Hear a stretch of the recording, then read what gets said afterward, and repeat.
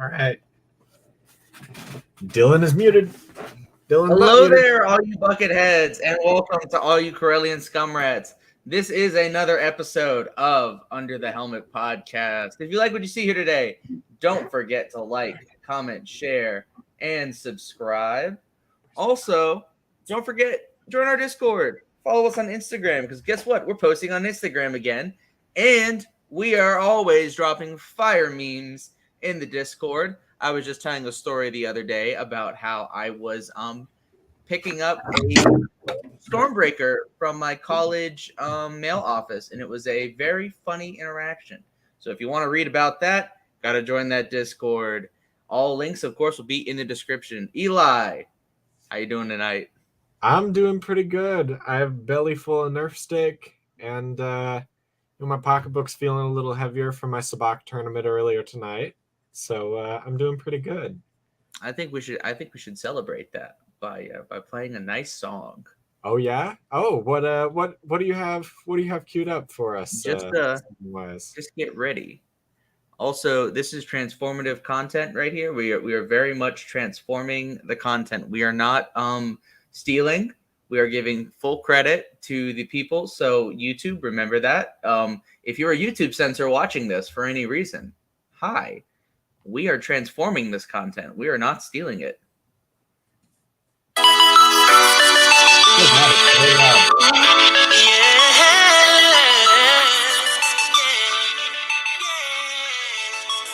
Gotta play the song. Gotta play the song. Oh God. Oh, he stopped. Let him give me a sec.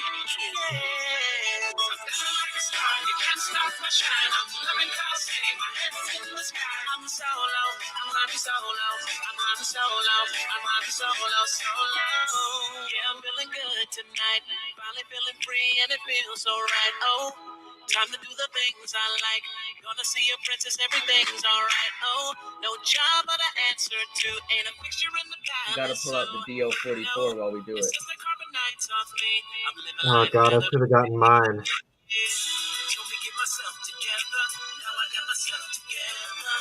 Oh boy.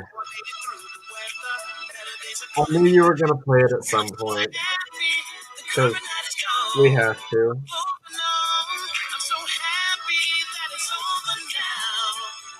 It really is the Star Wars version of a retro now.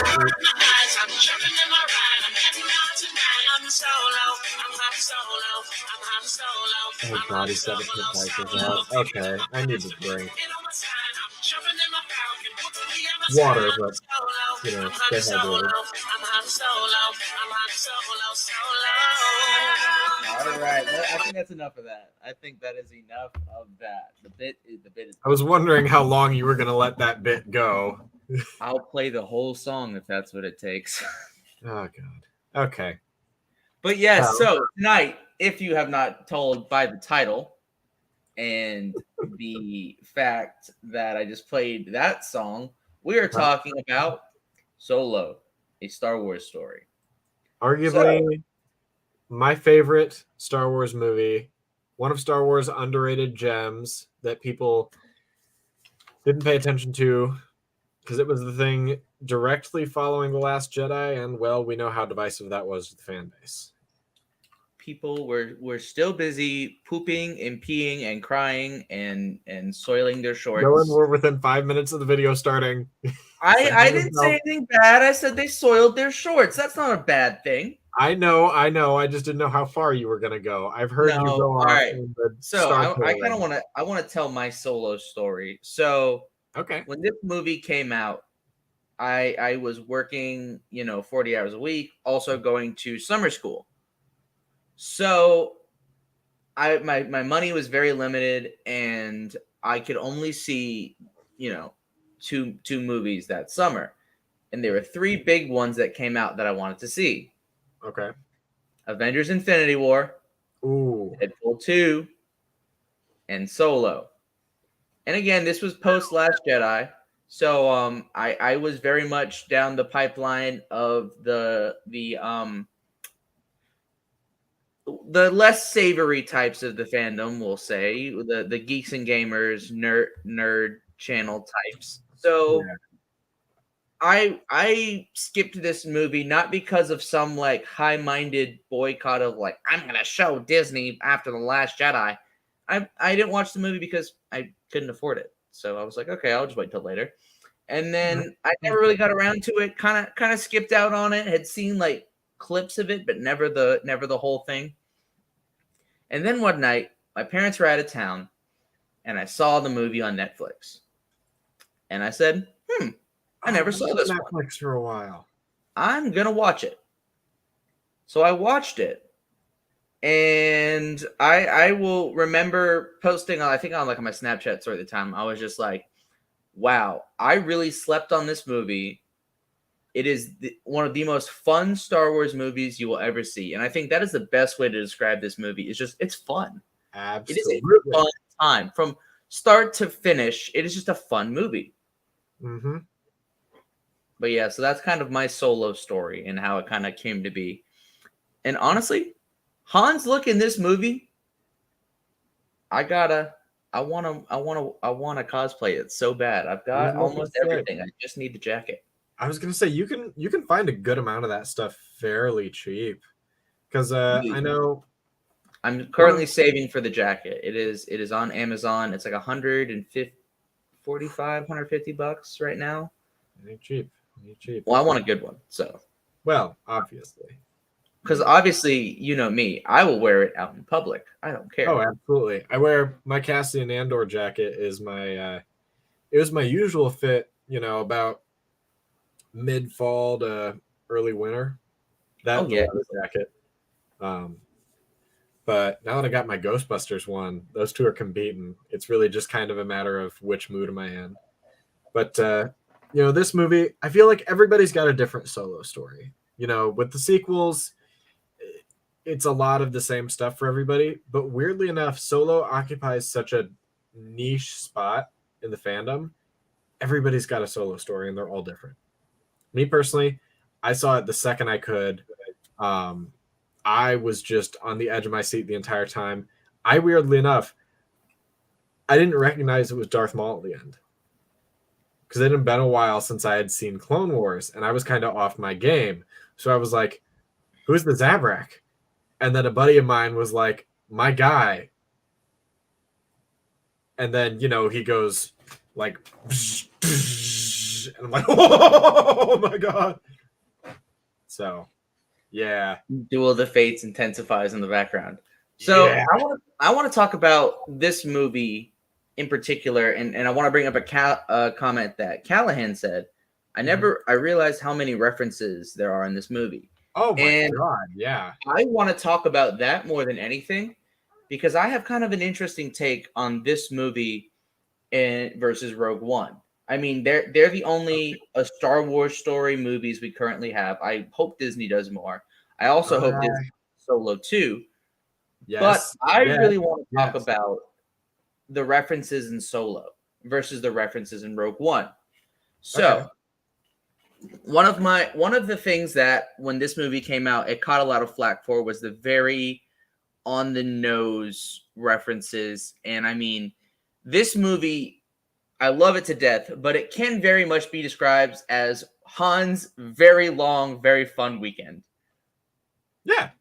Like, he literally meets Chewbacca, gets his blaster, gets the Falcon, meets Lando, does the Kessel Run, does all that in like one long weekend. And like, it's like a PowerPoint of like Han's life. But then again, how many of us are living life and like we have like one really cool, like really long weekend, and it affects us for the rest of our lives? So it's not out of the ordinary. And I've come around to actually really like that aspect of the movie.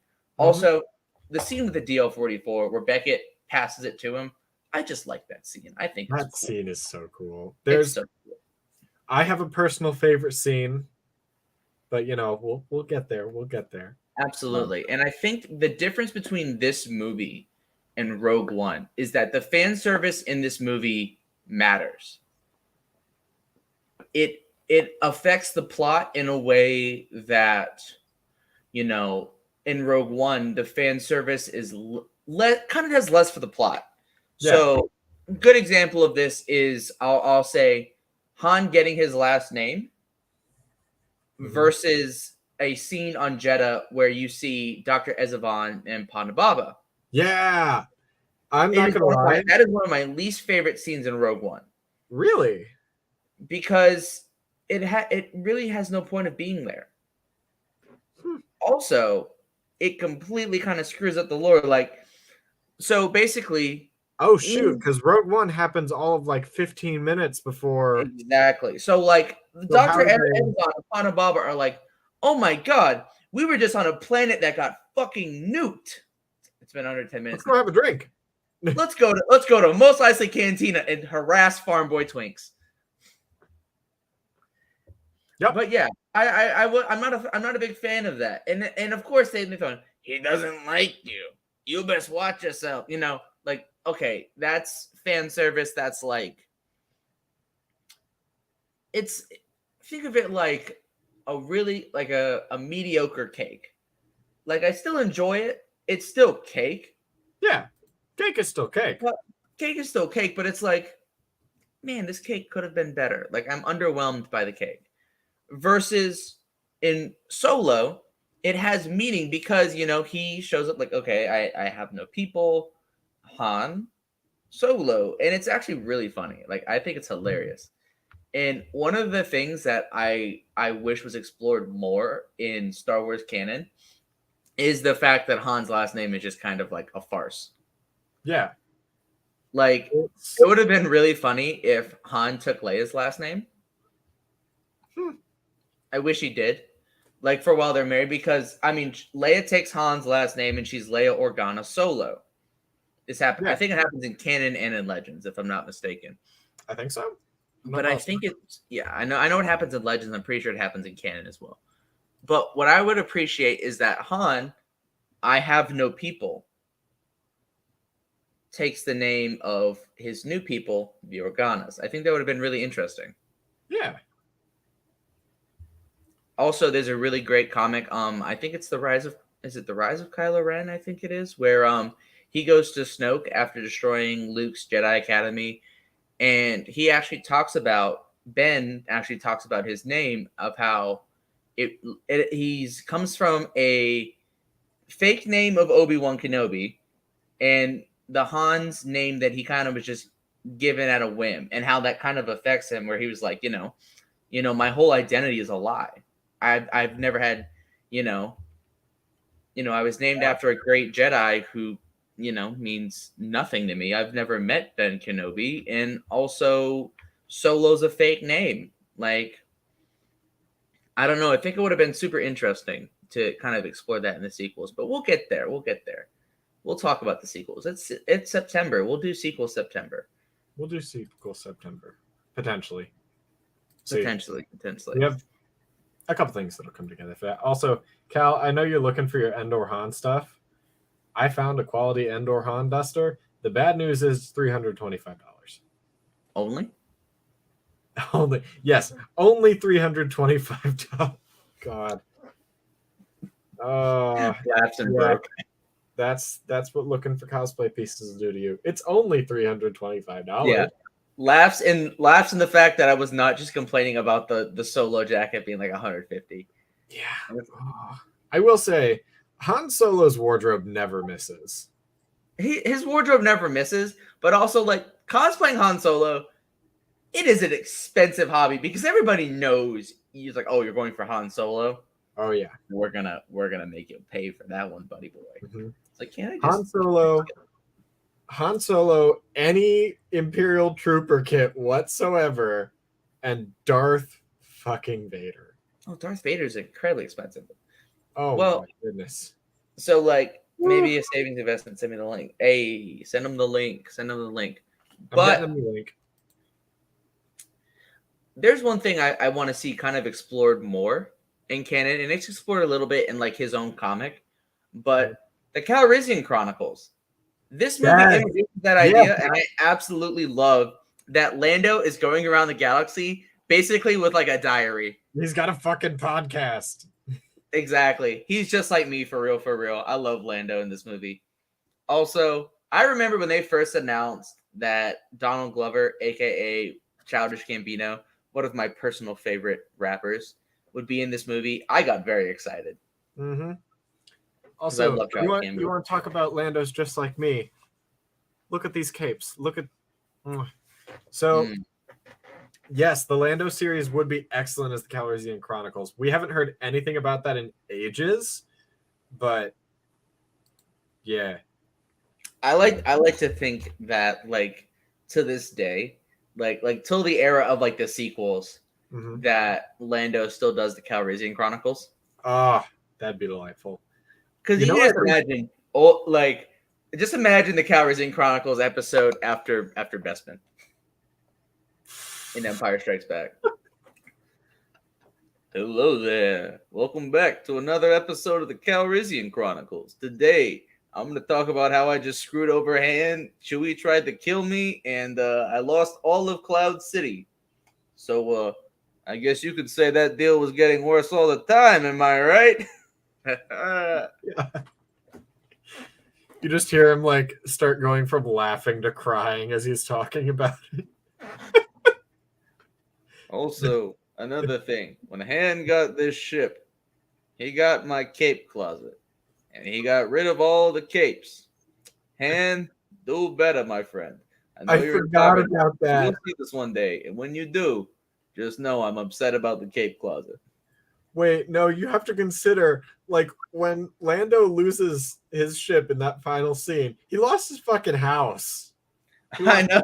He lost his I car. literally made this man car. homeless. You really took this man for all he was worth. He finessed him so hard, took everything he had and dipped. Everything gone. Solo is just a great movie. It's just such a fun watch. It really is, and it has some of my favorite characters, especially a lot of the new characters that it introduces. I thoroughly enjoy. Namely, Kira and Dryden are two of my favorites, but I also love Tobias Beckett and L337. Yes, I love Evil Vision. He's one of my favorites. Dude, Evil Vision goes so hard. Those little knife things that he's got. Ooh. All right, so I want to talk about this movie because one of the critiques I've heard is if people say like, "Oh, Dryden Voss isn't like a scary villain." What? His first scene is him literally murdering somebody. Yeah. Like, I think that is one of the things I think that people complain about movies nowadays get wrong is that we become so desensitized to like, violence and stuff in media. And it's just like, oh, well, it's not that intimidating. Bro, he literally kills somebody in the first 2 seconds he's on screen. Like that is establishing that he is not to be messed with. Oh yeah. Same thing with like, people joking about like the youngling thing. How like people are like, oh, he just killed a kid, it's not that bad. Killing children is bad. Let's not kill children. Hey, funny idea here. Let's not do that. Hey. You swear you're going to jail. But yeah, I also love one of my favorite transitions in this movie is at the very beginning, where the Imperial recruiter says to Han, "You'll be flying in no time." Yes. Yes. This movie is hilarious. Okay, this movie has some of the best comedy in Star Wars, and you'd be like, "Oh, it's so jokey." Yes, and I love it. I absolutely love it. Love it. That transition is It will forever be one of my favorites. Because they do have him flying in no time.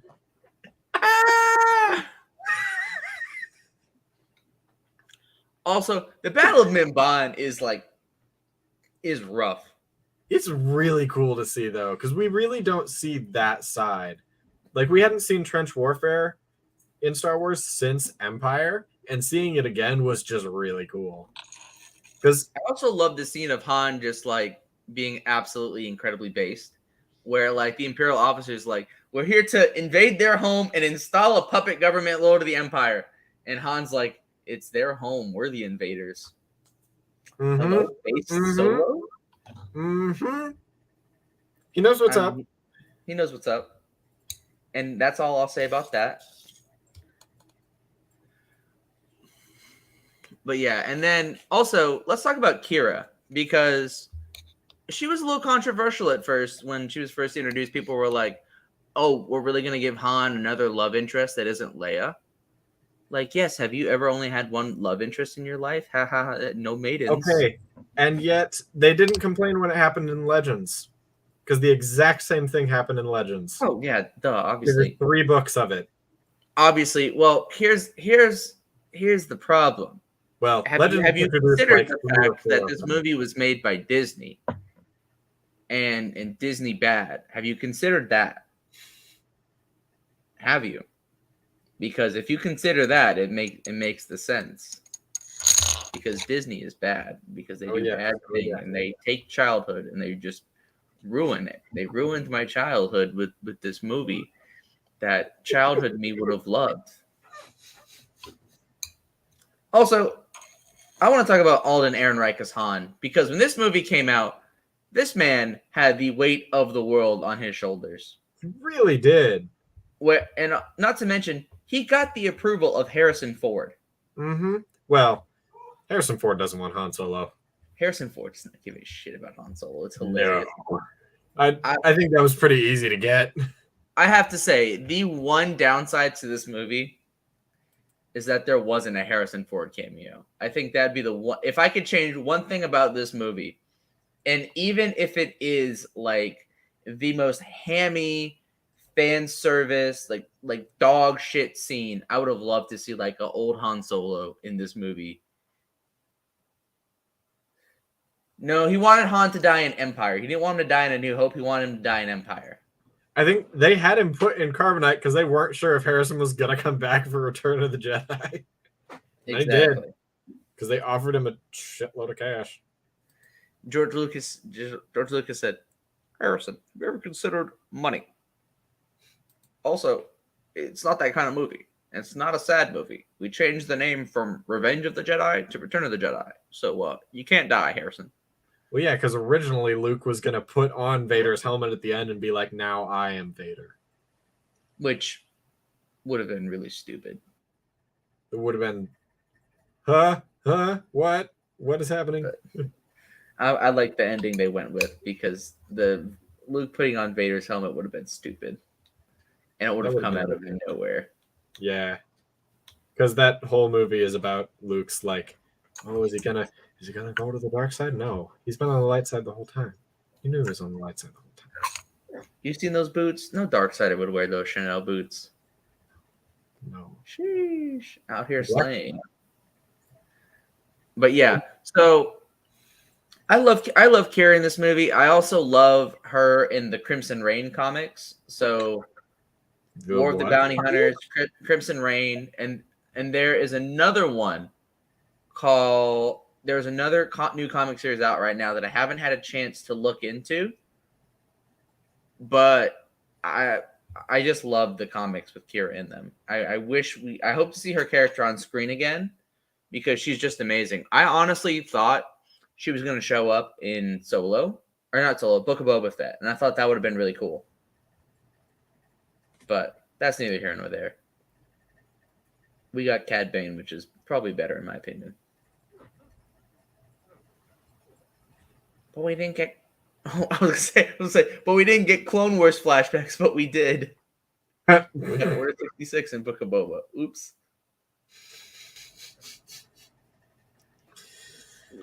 All right. So let's see. What else can we talk about in this movie? Let's talk about L3. I love L3. I love L3. They gave that droid hips. They did. They made her thick up. Mm-hmm. All right. So a lot of people, when this movie came out, it's like, oh my god, it's an activist droid. Well, who cares? It ain't that deep, bro. She's saying that droids should have rights. Damn, that's crazy. Like, damn, the creatures in the galaxy that we treat as second-class citizens are asking to not be treated like second-class citizens. Dang, that's crazy. Oh, Cal brings up a good point. No, Lando was down bad for that droid. Let's have a very serious conversation. So, adult warning for if anybody watches our show who is a child. Adult warning. Firstly, why? I have a very interesting question. Do you think that. Okay, I just want to give one last warning to any children that are listening. This is Dylan, gonna get we've said the fuck word like 3 times. right, but there's a difference between hearing the fuck I word have and said hearing the me fuck word ask 3 if times. L3 pegs Lando. Like,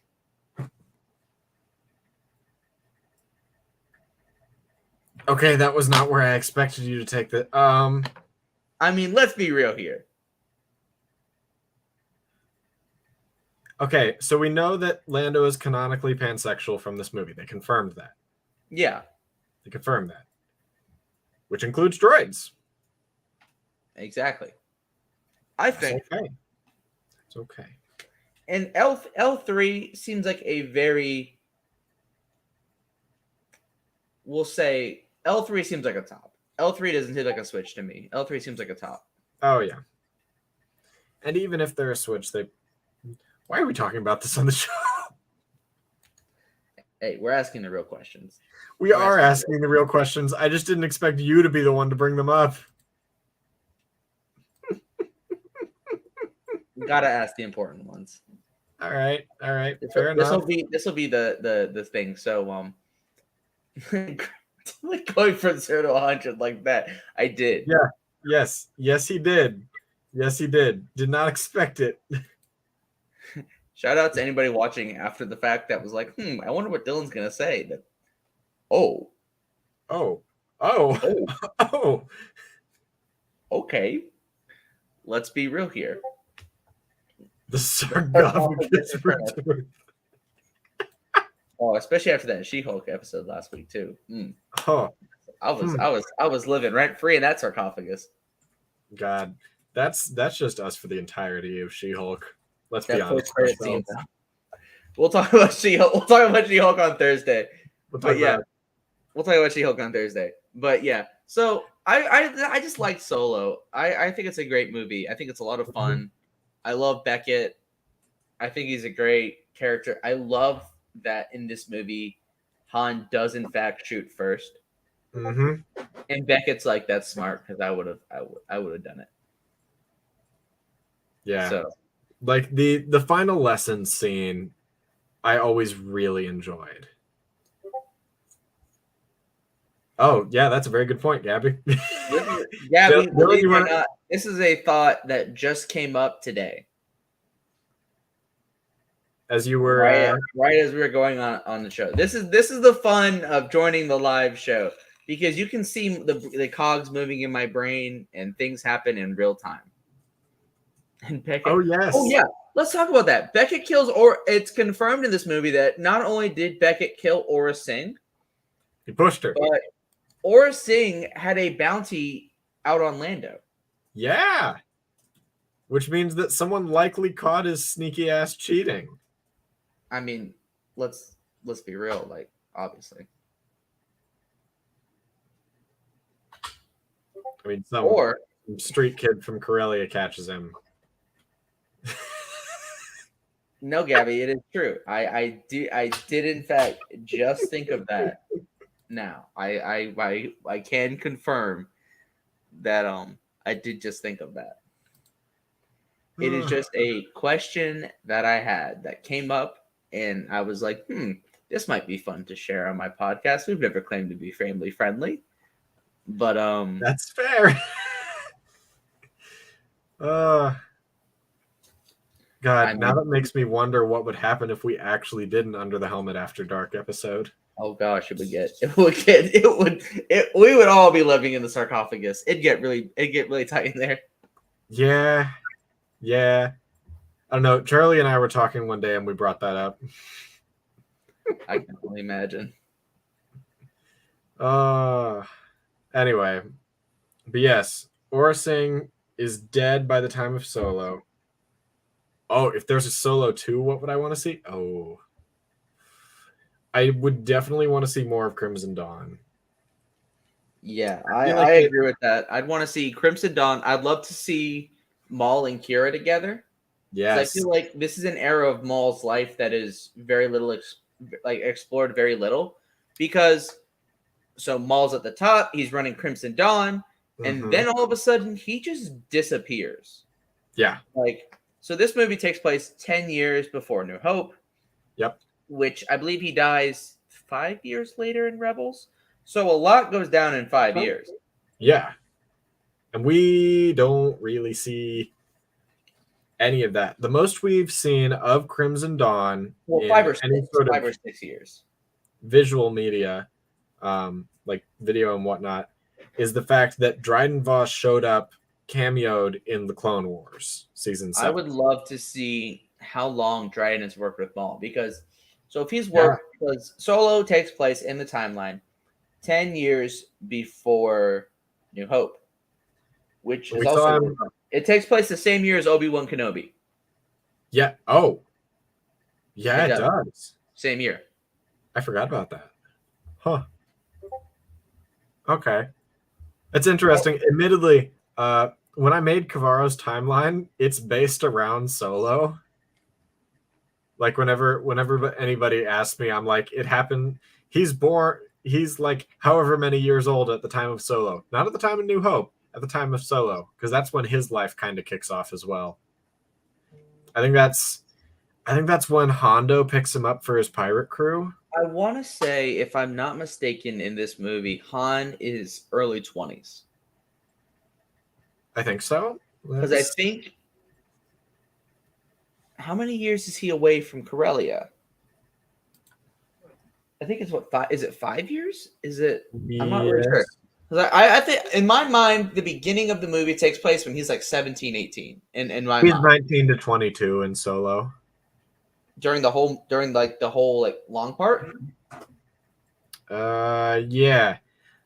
According to the timeline established in Solo, the official guide, Han first falls in with the White Worm gang on Corellia at the age of just 8 years old. Makes sense. Then, yeah, by 3 years at the jump cut. 3 years at the jump cut. Yeah, it's 3 years later. Okay, so that makes sense. Okay, so he's like 17, 18, 19, 20, 21, Makes sense. Yes. Okay. So that fits. That tracks. So, mind you what Princess Leia looks like at this time. Do we need to think about that? That's creepy. Now, to be fair, they are both adults when they meet. Yeah. Doesn't make it feel any better. I don't think age gap relationships are a interesting place. So if he knew her when she was young, that would be weird. Yeah. But when they meet, they are both adults, and they don't start he doesn't start falling for her until she's 22. Yeah, because it's really Empire where they're 20. So she's 22 in Empire. So this movie is 10 years before New Hope. So he'd be 30. So he's 33, and she's 22. And then he spends a year in Carbonite. So even though he's technically aged up, he's still 33 and she's 23. Star Wars canon fact of the day. Although I have to say, they released the wedding images of Princess and the Scoundrel. I know this is kind of news and rumors, but I won't talk about it. And Leia's wedding dress just looks beautiful. And Han's like, I'll put on a nice jacket. He's just like me, for real, for real.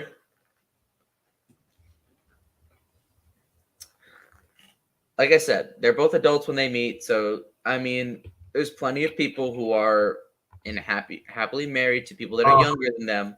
With the key is this: is there a power dynamic in the relationship? Is the age used in a way that creates a power dynamic? If she was 18 and he was 30, whoa there, brother. That's sus. Wait, I'm sorry. Does Luke officiate their wedding? He might. No, because here I have. Pull the picture up. I have a really cute picture. It's beautiful, and then Lando's there, and 3PO and R2, and Chief Chirpa. Yeah, there's Logray, there's Luke, Lando's in his general outfit, and Chewie, and it looks like he does officiate it. It's so cute. Oh, Oh, I'm tearing up. They have all the little murder bears. Droids. and then God, Chewie in the back is looking proud. I feel like I'm already back in space Vietnam. Oh God. Also, let's talk about Chewie in this movie. Yes. All right. Yes. So I want to talk about that one scene on the train where like they gotta fake out his death. I think it's so funny. People are like, "Oh, we know he's not gonna die." Yeah, that's where the humor in the scene comes in, dipshit. That's why it's funny Mm-hmm. because we know he's not gonna die. It's like, oh, well, the problem with prequels, you could still put characters in like precarious situations. Like, okay, how do they survive this? Mm-hmm. There's a way to play on like fans knowing, that a story's a prequel. Like, Yeah.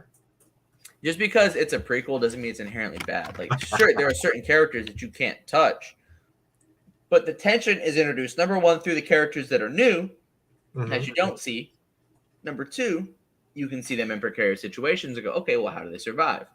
For example, in this movie, there is a lot of people that die. Like, yeah, we lose Rio, we lose Val. Oh, Rio. Dude, Rio was sick. His Another death Jon was Favreau sad. character. Sidekick Red. Do we like Star Wars? No, we're Star Wars fans. We hate Star No. Wars. It's literally the worst, and it ruined my childhood. So no, we do not like Star Wars because we are Star Wars fans. Man, Rio's death was so sad, and it didn't need to hit that hard. No, it didn't. It didn't. And then the fact that he says, "Oh, it's not as bad as it looks." I'm like, bro, you're dead. You dead. He's like, no, you're for sure dead. Oh, yeah, no. sorry, dude. You're done for. And Han's like, stay with me. You're done. Also, pulling two blasters while also still piloting the ship. That was some gangster shit, and I love that. He had like an SE-14C, actually one of my least favorite blaster pistols, but he pulls it well. Why? Why the SE-14C? Why is that one of your least favorites? I personally don't like the way it looks, and I didn't like the way that it played in Battlefront 1. Oh, well, that's why. Battlefront 1. Huh? No, I mean like Battlefront 2015. Yeah, no, I know what you mean. Yeah. Battlefront 2015 really said, hey, that's a cool blaster. Let's make it 3-round burst and suck. Yeah. Well, I think they did it with the E3 too, and this is sort of a little. Well, I think the E3 has always been 3-round burst. They keep that over in what is it? They keep it in Battlefront 2, but only Boba Fett uses it. So like, yeah,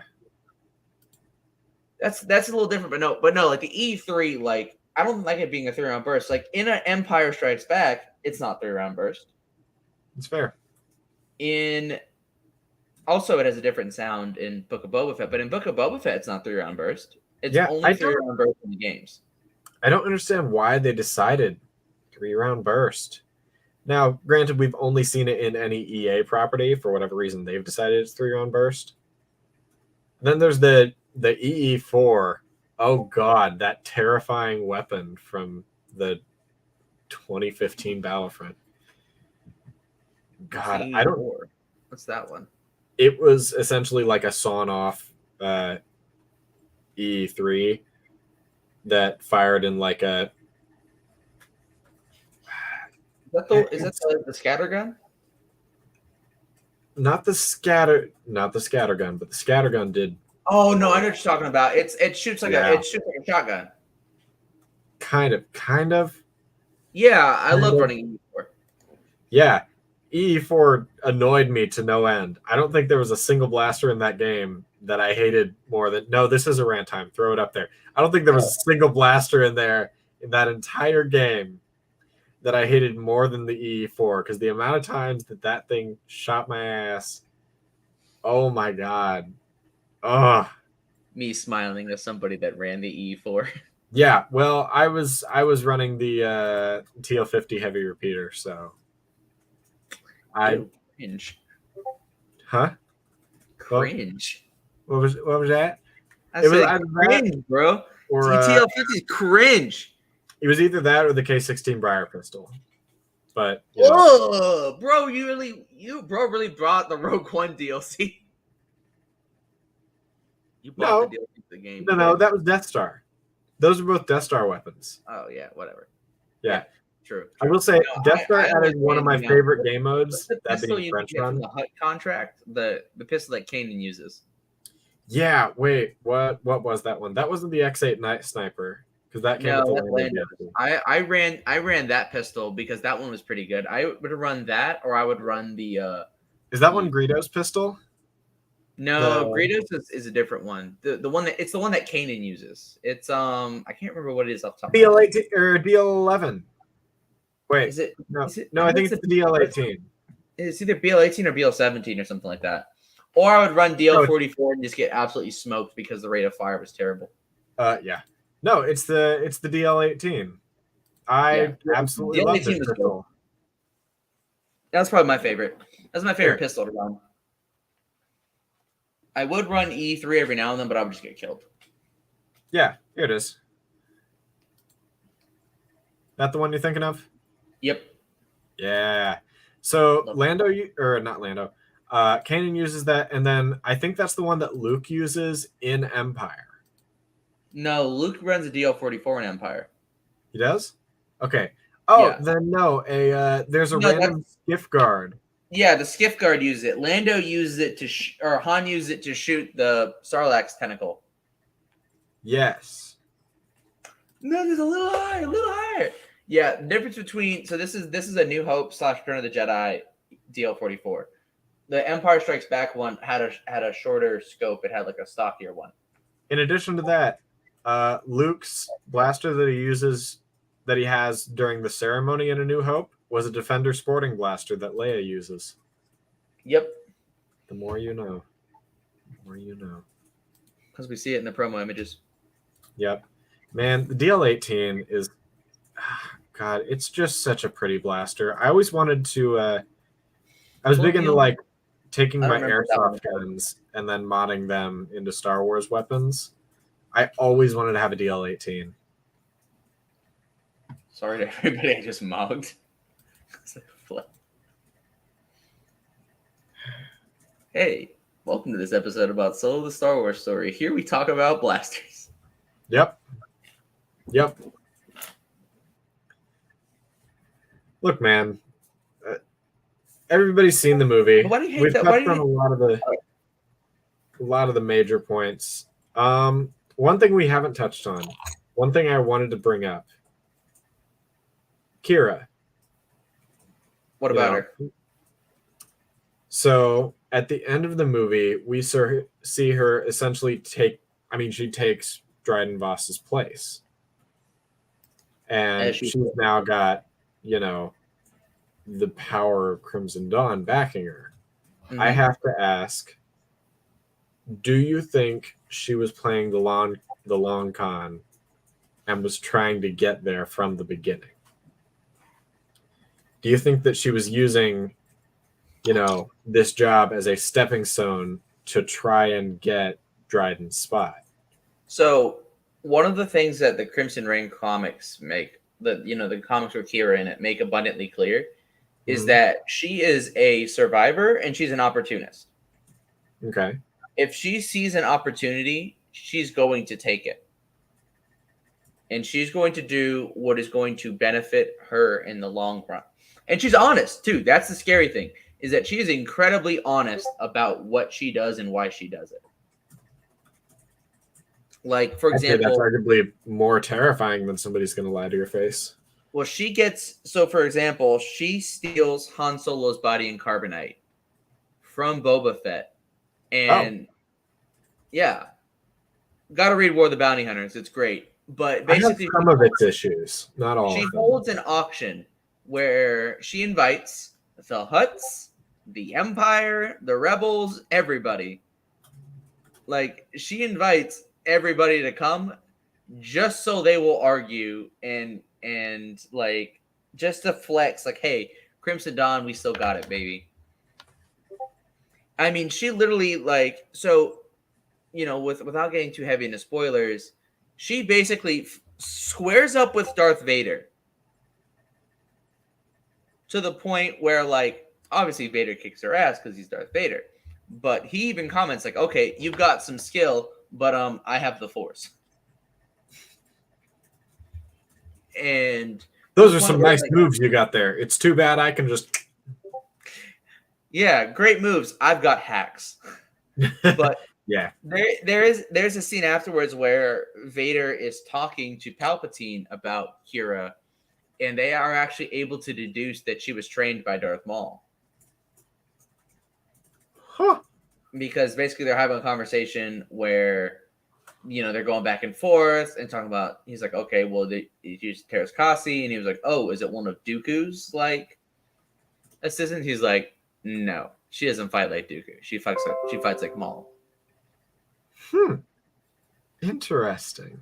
So yeah, I'm so glad that they got more of her as a character, because I absolutely loved her in Solo and would love to get more of her. Because I think the lady from Game of Thrones is very pretty. I can't remember her name right now. Daenerys Targaryen? Yeah, I know in Game of Thrones. What's the actress's name? Oh. She was in Terminator too. She was in everything for like a good bit. She was in Solo. She was in Terminator, the one that was really, really bad. Emilia Clarke. Emilia Clarke. Emilia Clarke, if you see this, ignore the pegging question. Hit me up. Yeah, Emilia Isabel Euphemia Rose Clarke. I treat you right. That's all I'm saying. All 5 names. I will treat you right. That's all I'm gonna say. I haven't seen Game of Thrones, so I have not seen the scenes where you walk around naked. So you're good there. I just know what happens. I haven't seen it. I'm a man of culture.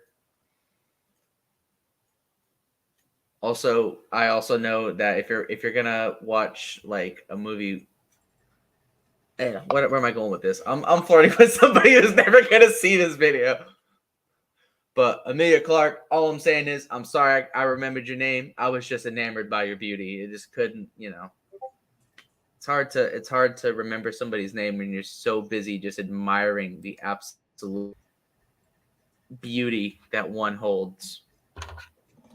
Well, she's evidently supposedly single, so I'm fumbling the bag hard right now. There's hope for you now. Well, maybe not much after that, but I should hit her up. Yeah, slide in her DMs.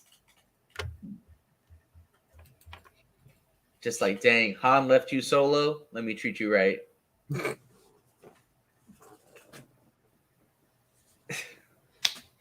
All I'm saying, give me a chance.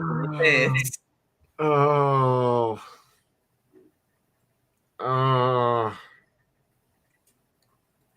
That was so bad. I want to move on to news and rumors. Me too. All right. With that being said, Solo, good. Final thoughts? If you haven't seen it, watch it. Oh, also, let's talk about the Kessel Run real quick. Wait, we need to talk about the Kessel Run. We need to talk about my personal favorite scene. All right, what is your personal favorite scene? Because mine actually is the Kessel Run. Mine is the Sabacc scene. Which one? Both of them. The first one mainly. The first one on, I believe it's still Vandor, is like, peak.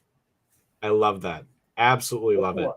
I say this, having my Sabacc case, my custom-made Sabacc case sitting right next to me with my metal dice and my 3D printed credits that my loving girlfriend made for me, and I love her very much. I have the golden dice in my car as well. They go around the rearview mirror.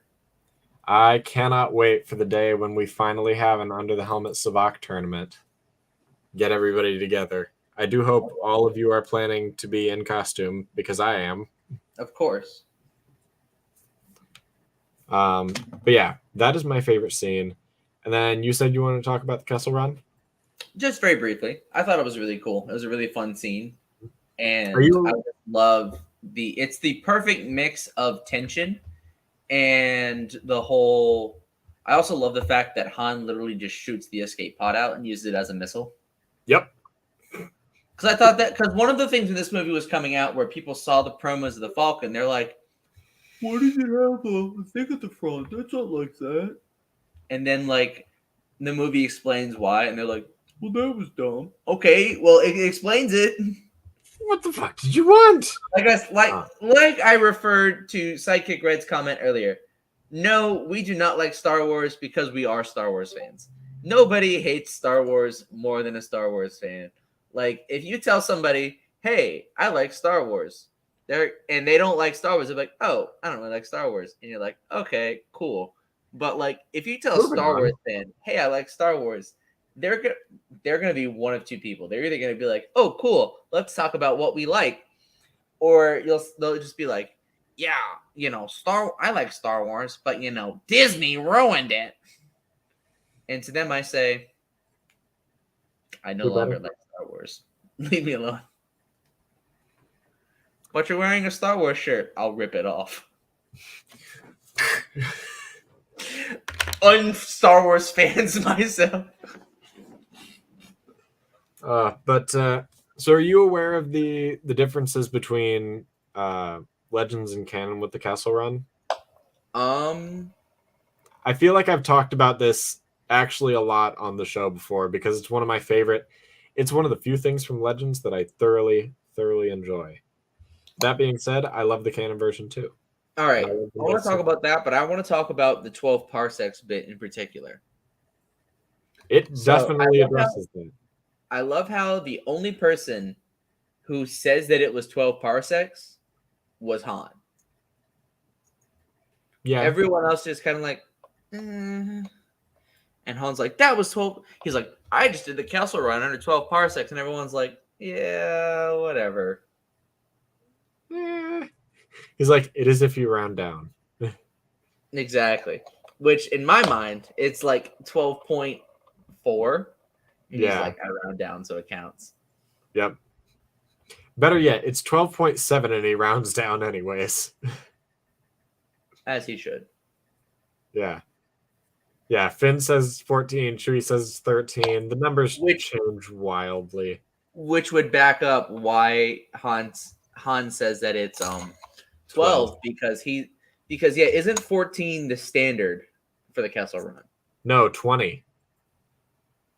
Because Lando says nobody makes the Kessel Run less than 20 parsecs. Oh, okay. I think 14 was the previous record. Maybe? I think it was either in Legends or canon that 14 was the record of the Kessel Run. Or like somebody did it in 14 and they thought it couldn't be done in less than 14 safely. Well, Han just did it unsafely.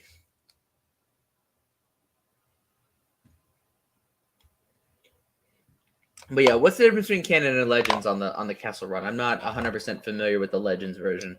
So, in canon, we see the Maw as that one giant black hole in the center of the Kessel Run. Originally, I thought it was that monster thing. That is not the Maw, as Lando says when I rewatch the scene. That is the Maw, that being the giant fucking black hole that's ripping it in, and then eventually eats that monster. Yeah. So in canon, it's one black hole. In Legends, it is a ring of them. It is a ring of black holes. If I'm not incorrect, doesn't the ring of black holes around the Kessel Run help hide and keep Abeloth at bay? I don't know jack shit about Abeloth. I'm not going to lie. I've only ever heard him name dropped. I think that's what it does. I think there's like it's like Starpoint Station or something like that, which is designed by the ones to help keep Abeloth at bay. Legends is weird when it comes to the Abeloth continuity because it's like, hey, the Clone Wars episodes with Abeloth happened, but then the Clone Wars is a really murky spot in the Legends timeline because, like, while it happens, there's certain things that happen that directly contradict the show, like Ventress leaving the Sith and then coming back later to die. Yeah. Like, it's weird. Legends is weird. This is why we have canon. Legends has cool stuff. Who is Abeloth? Abeloth is short version. So basically, in the Clone Wars, in the Mortis arc, how there's the father, the daughter, and the son. Well, Abeloth is a human that they took in to like be the mother, who kind of was like a caretaker to them, kind of like, you know. But then she basically bathed in in the two Pool of the dark knowledge. side. She like she was getting old and dying, so she bathed in the light side and dark side nexuses on Mortis, and she went absolutely batshit crazy. And then it was this whole thing like, oh, we gotta kill Abeloth now, you know. So they did. They end up killing her, or they end up subduing her. Like the father, the son, and the daughter end up subduing her and locking her away in, I believe, the Maw, like the Maw in the Kessel Run. So I think that's what happens there. And then in the time of post Return of the Jedi, Luke's Jedi Order, she like comes back and like does evil, and she's really overpowered, and like the team up with like multiple Sith to kill Abeloth, and it's a whole thing. It's really bad. It's not a great story. It's one I don't personally enjoy. Like, it's not a bad story. It's just one I don't personally enjoy. It's just like, oh, she's overpowered. Very, very overpowered. So in order to beat her, like, everyone has to be overpowered. Yeah, apparently Abeloth fought Grandmaster Luke quite a few times, but that makes sense because Grandmaster Luke in Legends was a god. Basically. Also, I love the fact that people like say like, "Oh, full potential Anakin could beat Grandmaster Luke." No. Grandmaster Luke was incredibly overpowered. But anyway, Legends continuity, Kessel Run. So because the Maw is this circle of black holes, when you get close to a black hole, science gets weird, like really weird. We don't know what exactly it does because we've never been able to find out. The second you get close enough, any equipment that we would have to monitor that, just gone, done. That being said, Han goes through the middle of like 8 of them, which causes space and time to fold in on itself, making 20 parsecs into 12. So whereas normally there's 10 on this side, 10 on this side, 4 of those fold in, and it's just 12 straight across. So Han teleports, time travels, whatever you want to call it. Basically, that's space-time fuckery. Yeah, it does a fucking number on the Falcon. I can tell you that. Well, no, I don't think he even has the... No, he has the Falcon by then. Yeah, because he says it's the ship that made the Kessel Run. Yes. So, yeah. Canon, how did he do it? He went outside the normal route. Legends, how did he do it? He folded space and time in on itself. I mean, I think both that are cool. tracks for Canon to Legends. Canon, it's both cool. It feels weird to say about a sci-fi series, but canon typically feels much more grounded. Absolutely. Where like Legends does tend to kind of go into the fantastical realm. And like I said, things get very overpowered in Legends very quickly. Canon is a lot more grounded, and there's a lot like it's a lot easier to power scale. So like when people try to compare like canon to Legends characters, I always kind of like I always kind of sigh because I'm like, you're comparing, you know, apples and oranges. Yes, they are both fruit, but they are very different types of fruit. So, yeah, like how I did that there, like how I took the things like, oh well, they're both fruit. Yes, they are, but they're very different types of fruit. So keep that in mind. Very different. Although, so the black holes thing kind of comes from is like a Legends thing versus the World Between Worlds is strictly canon. Yeah, the World Between Worlds, that was like introduced in Rebels. Exactly.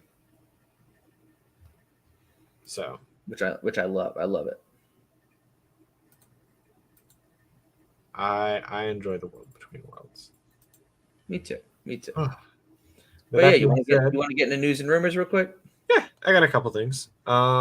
Firstly, Matt Reeves has officially signed a multi-year film deal with Warner Brothers Discovery.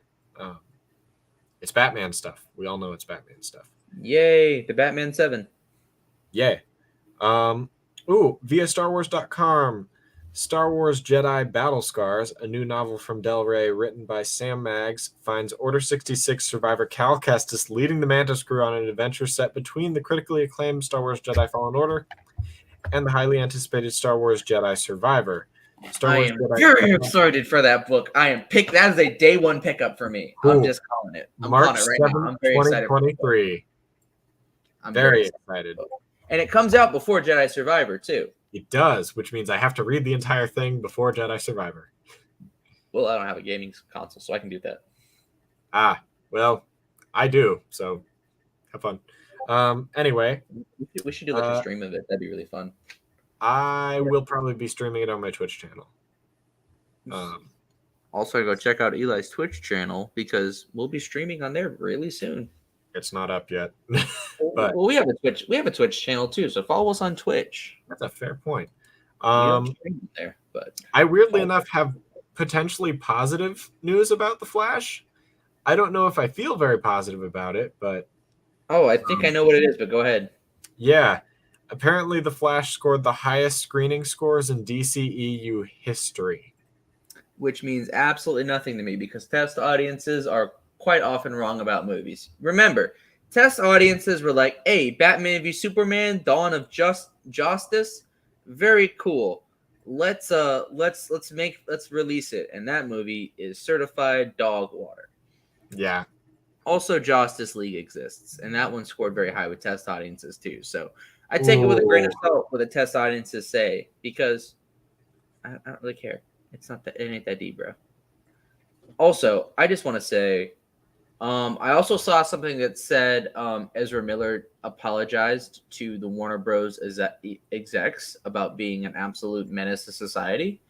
And I say, cool, Ezra, apologize to like the general population that you terrorized. I don't want an apology. I want him to serve fucking time. He committed a felony. Yeah. Just because he's an actor doesn't mean he can get away with breaking the law. Exactly. So Ezra, stop being a menace to society. Seek help. Seek help. Do time for your crime. Don't do the crime. Don't do the time. Yeah. Don't get me wrong. YouTuber apologies are all well and good, but he committed a felony. That's not filming a dead guy in Japan. Oh my god, that's hilarious. Just think of Warner Brothers making Ezra Miller do like a YouTube style apology. All right, hold on. Ready for this? I gotta get in character. All right, show me. Roll the clip.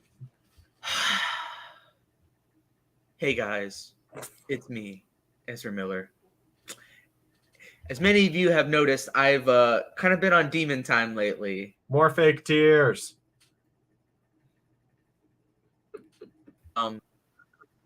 I shouldn't assault people. Wait. There we go. Fake those tears. Assaulting people is wrong. Starting a sex cult is wrong. I had no idea that a sex cult would be a bad thing.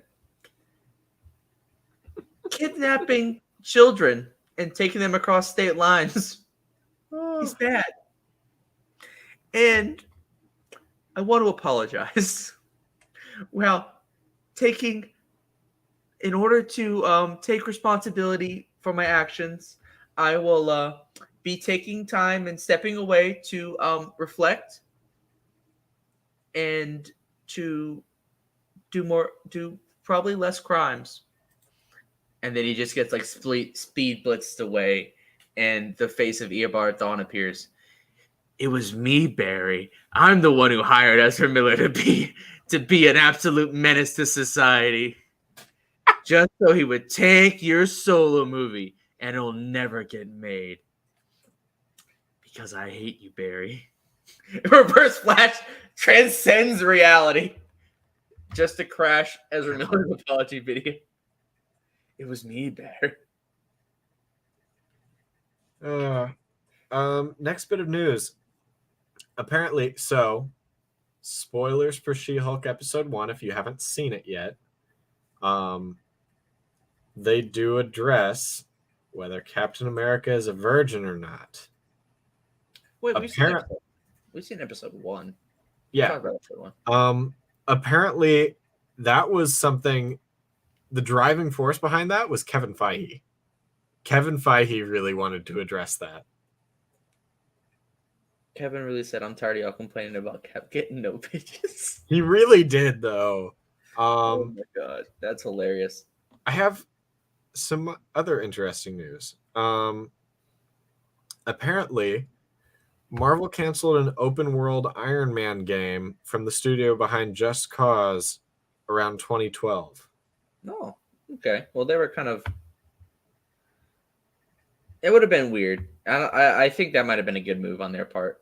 I think it could have been interesting. I would have liked to at least seen like gameplay.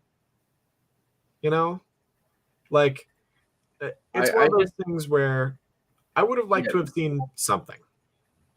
I just hope that this Iron Man game doesn't become Star Wars' like or Marvel's 1313, where they're like, oh, if only they released that Iron Man game, that would have been so cool. Like, bro.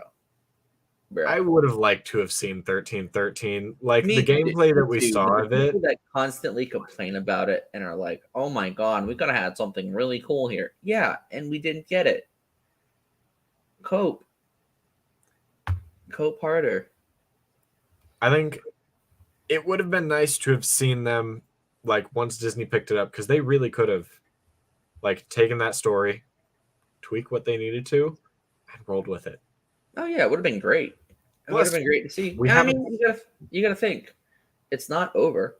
Like it could still happen. True. Or a story that draws elements from that could still happen, because you gotta think, we don't know much about Boba's life post post Clone Wars. Yeah, post Clone Wars. So who knows? Yeah. Let's see. We've got. I feel like we'll discuss that in the She-Hulk episode, and we'll discuss that in the She-Hulk episode, and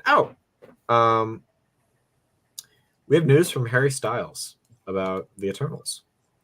Eternals actor Harry Styles. I love that that's how they address him, not singer-songwriter Harry Styles. Eternals actor Harry Styles. I mean, isn't that what Harry Styles is well known for? Like, what else does Harry Styles do? His like 5-second cameo in the Eternals reveals he might not be coming to the MCU as he focuses on his musical journey. I think there will be a time again when I'll crave it, but when you're making music, something's happening. It feels really creative and it feeds stuff, is what he said. So I guess there's that. We have Armor Wars news. I hadn't heard jack shit about this series in ages. But apparently Justin Hammer will return to the MCU in the upcoming Armor Wars Disney Plus series, likely coming in 2024. Yeah! Let's go! Hammer watch, let's go! Hammer, let's fucking go! I didn't know you were such a big Justin Hammer fan. I'm just oh my god. One of the few Iron Man villains that he didn't off. I just want to see him come back on screen and dance. Do the it's Hammer time, baby. Also, it would be really cool to see him create the super adaptoid, which I'd love to see. I want to see Detroit Steel. Yeah, that would be cool too. For those who don't know, the super adaptoid it was in Avengers Assemble, and it was basically like, I think it was created by Justin Hammer to basically be like, hey, all the Avengers, that's really cool powers you have there. Mine. Yeah, pretty much.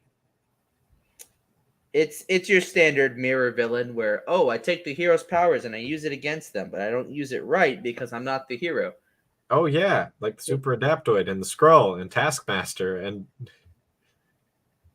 Can the Skrulls use like their powers? I don't really know. yep. Nice. Maybe not in the MCU, but they can in the comics, and they can in the Marvel event or Marvel superheroes video game, Lego Marvel superheroes. Nice. Oh, we have more Thunderbolts news. Didn't they leave the full team? Yes, Zemo, Yelena Belova, Ghost, Taskmaster, Abomination, U.S. Agent. Yes, he's there. My favorite bootlicker, Titania. I'm happy to see. And Winter Soldier. Let's fucking go! I'm excited for that one. I am very much excited. I didn't think Bucky would be in there. I think he's very much so gonna be like the Rick Flag. He's gonna be the reluctant like hero that like joins the team because he has to, and they're like, Bucky, you must join our team, and he's just like, why? Because we want you to. Oh, okay. I think it's more so going to be like, Bucky, you're literally the only one that we trust to keep these, idiots in line. And Bucky's just like, man, I don't wanna. I don't want to be a babysitter. Can't you get like? I'm trying to pull Sam's sister right now. What do you want from me? I don't think he's trying anymore. I think he's doing. Yeah, I think he's pulling it. I think he's got mad. Bucky's got game. Let's be frank here. Bucky's got game. He pulling. My final piece of news is something that we won't likely hear anything more from for ages. Because it's about an X-Man villain, but not an early X-Man villain. It's about Apocalypse. And a supposed actor that they're looking at to play him. Oscar Isaac? No. Dwayne Johnson. Who? Dwayne Johnson. The hierarchy of power in the Marvel universe is about to change forever. Now that's Rickrolls right there. Yeah, that's the DC Rickroll, the hierarchy of power. It really is. It's been 35 seconds since I've told them about DC's hierarchy of power. Let me do it again.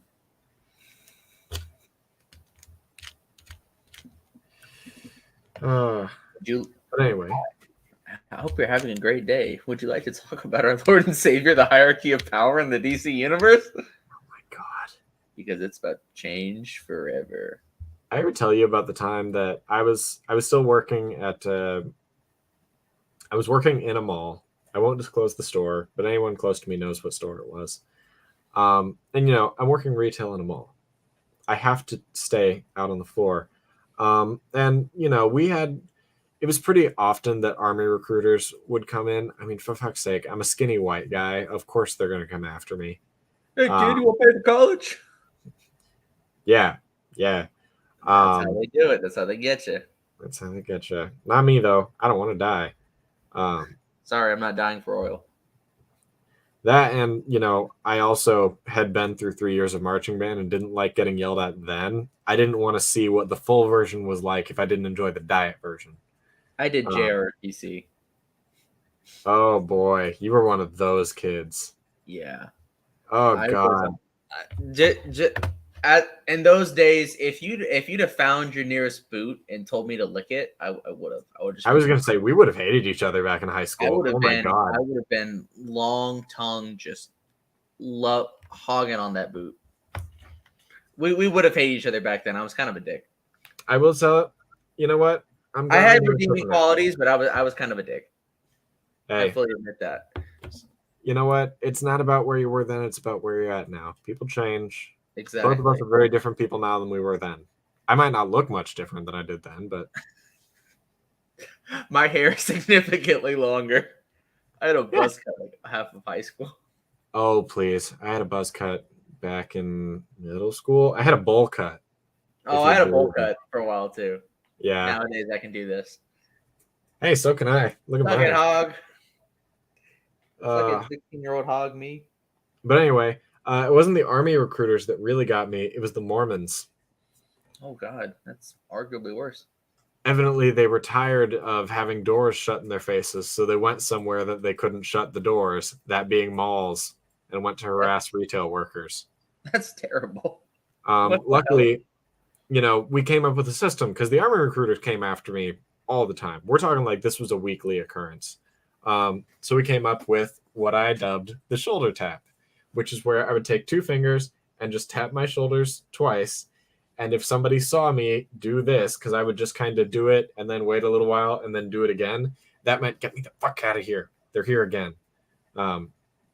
Because sometimes they wouldn't come in uniform. They'd come in civvy clothes.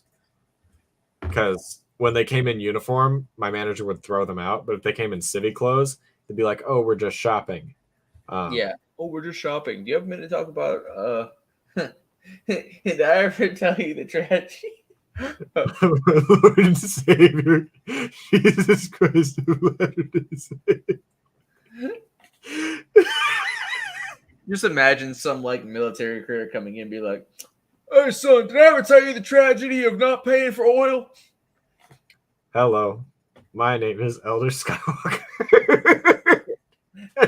Did you ever hear the tragedy of our Lord and Savior Jesus Christ of Latter-day Saints? Hello there, little boy. Do you want to go overseas and die for oil?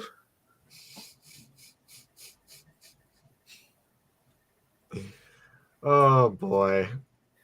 Under the Helmet podcast does support our troops, by the way. Just want to put that out there. We don't think the military is bad. We just think some of the objectives kind of suck. Yeah. Just gotta throw it out there. It's really just the people in power making shitty imperialistic decisions. Absolutely. We got no like it happened in this movie where Han said it best. We're strangers on their planet. We are invading them. They are not invading us. Yep. That was actually a really good connection to the main topic. Holy shit. Look at us go. Look at Wow. that. Look at that. I say us. Look at you. Look at you. Yeah, what can I say? I have media literacy. There you go. Well, I honestly think that's a really good note to end on. Yeah. But Little real world callback. With that being said, let us go. Thank you so much for joining another episode of Under the Helmet podcast.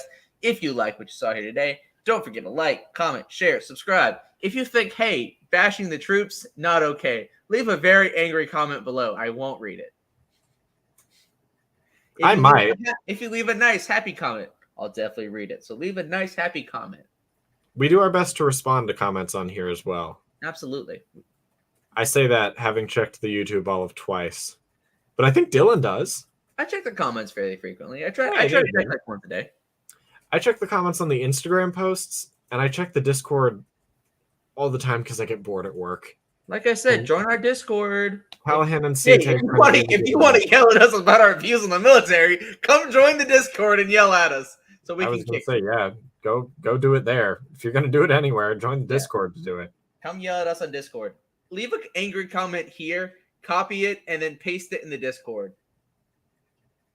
Also, copy it and paste it in our Instagram comment sections. Boost our engagement in the algorithm. Ooh, yes. Post your hate on the comments. Yes, in the Instagram. do tell, because the computer can't tell what is happy comment and what is not happy comment. It is just comment, and they like comment.